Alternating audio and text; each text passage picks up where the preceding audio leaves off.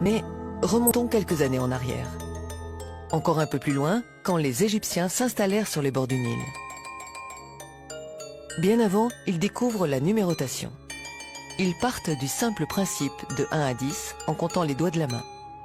Ensuite, ils comptent les doigts des pieds, plus 10, et ainsi s'approprient la numérotation 10 par 10 par 10.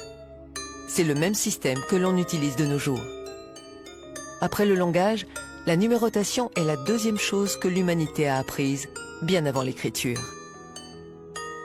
La numérotation par 10 est pour les humains la première porte d'entrée de la compréhension scientifique de l'environnement. C'est une sorte de pont entre le primitif et l'intelligence. Les Égyptiens observent que l'année est faite de 365 jours plus 1. Ils la découpent en 3 saisons de 4 mois, donc 12 mois. Les saisons s'appelaient inondation, germination et récolte.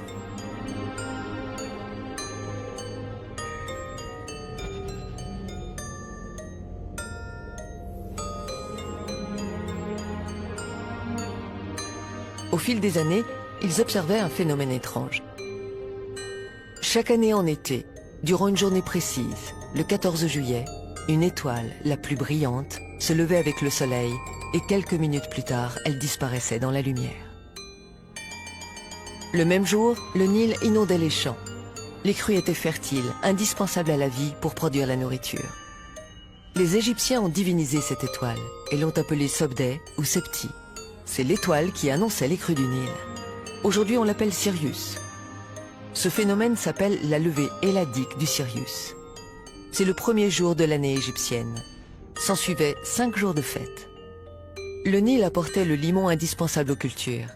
C'est pour cette raison que cette étoile était sacrée pour eux. Les terres étaient inondées pendant 3 à 4 mois consécutifs. Le travail dans les champs s'arrêtait, alors les Égyptiens remontaient dans les collines pour avoir les pieds au sec. Voilà, c'était parti pour 3 mois de vacances.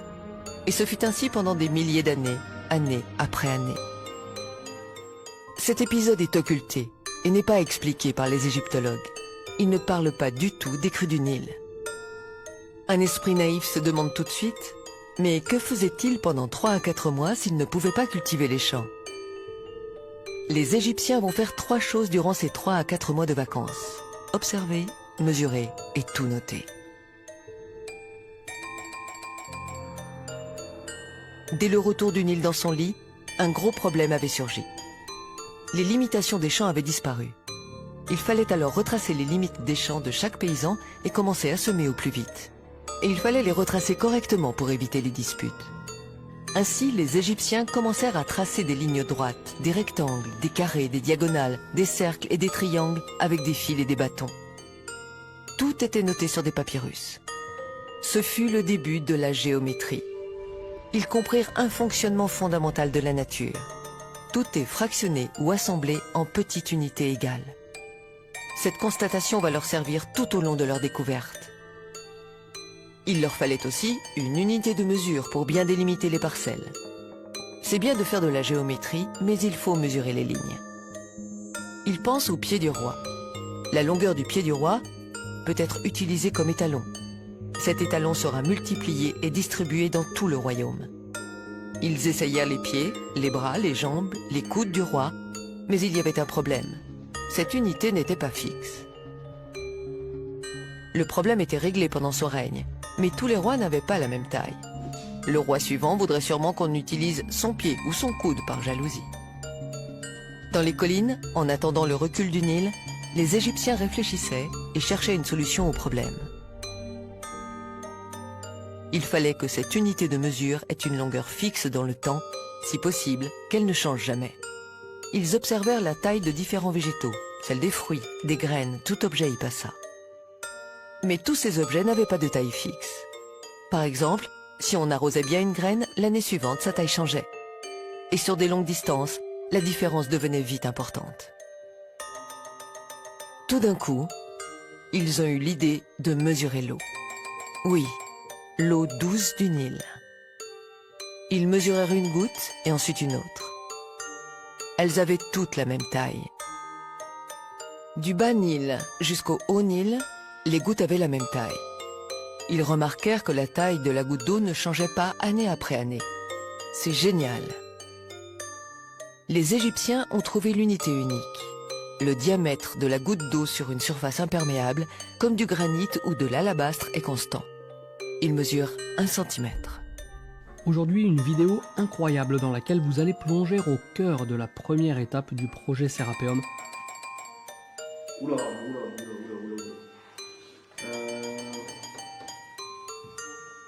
Donc ça c'est l'arête N sur le schéma. Est-ce que l'Égyptien connaissait le mètre ou pas? J'en sais rien. En plus t'as vérifié la mesure, hein, tu l'as mesuré 2 fois. Je double toutes les mesures à chaque fois. Ouais, ok. Donc là, on est 1 mètre. 1,000 mètre. 1 mètre pile mesuré au laser 2 fois de suite. Ils vont nommer cette petite unité doigt royal. 10 gouttes d'eau, soit 10 doigts royaux, égale une main royale.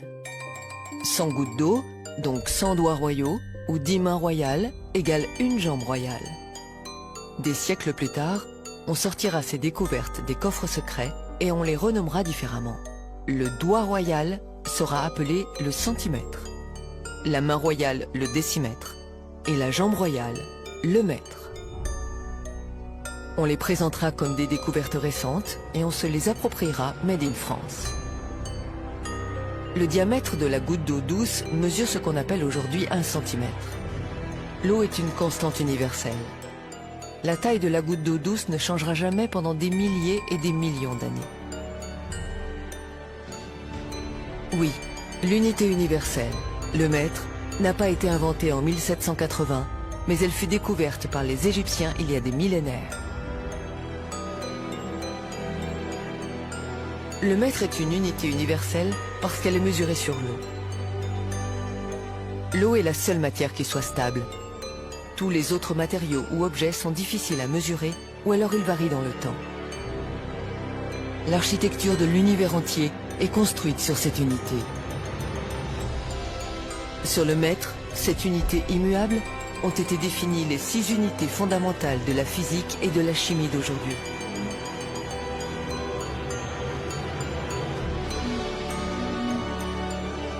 L'ampère, le Celsius, la mole, la candela, la seconde et le kilogramme. Donc, tout.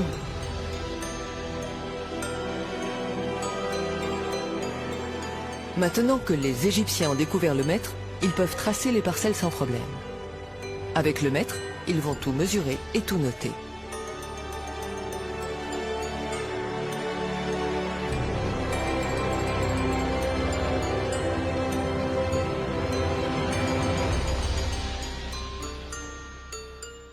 Ils prennent un disque de diamètre d'une jambe royale et l'entourent d'un fil. Ils déroulent le fil et le mesurent.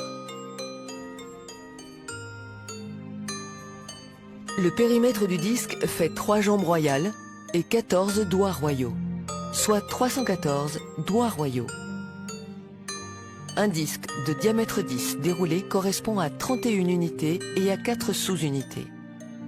Un disque de diamètre 1 correspond à 3 unités et à 14 sous-unités. Un chiffre ressort à chaque fois. 314, 31,4, 3,14. Ils pensent que ce chiffre est important. Ce chiffre, c'est le pi, 3,14. Les Égyptiens connaissaient avec précision le pi, bien avant Archimède. De cette expérience, ils vont aussi déduire le système décimal. Ils découpent le disque en 6, le mesurent sur la jambe royale, le mètre. Ils obtiennent le chiffre 52 cm et 36 sous-unités, millimètres. Ils le notent et pensent que ceci est important. Au fil de leurs observations, ils constatent que le volume d'une sphère représente 52,36% du volume d'un cube.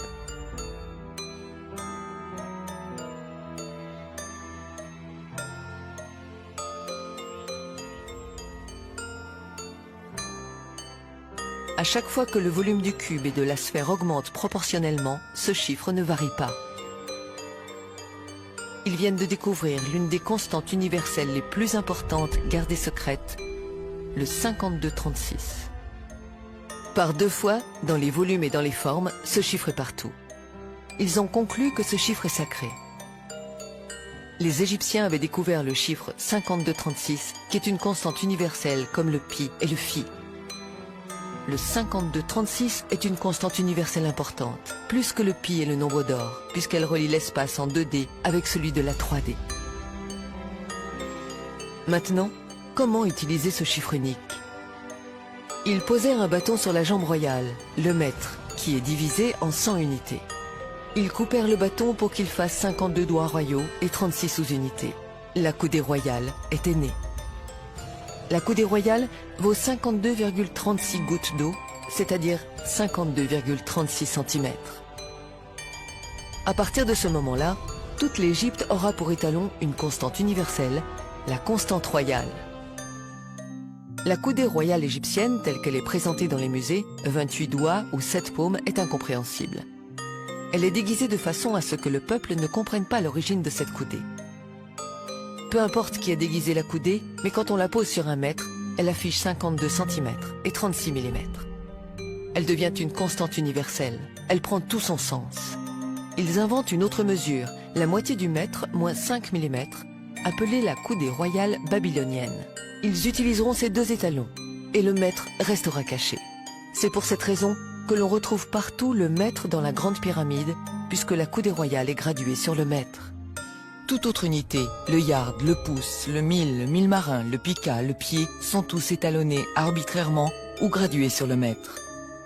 Il n'y a rien d'universel ou d'invariable dans la nature qui mesure un pouce, un yard ou un mille.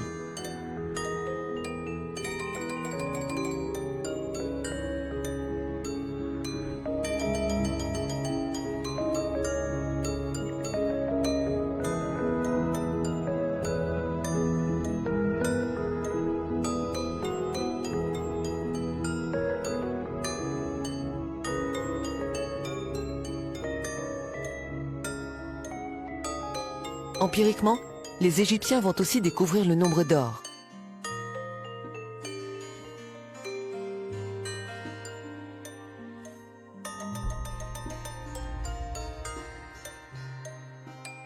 Ils raisonnent ainsi.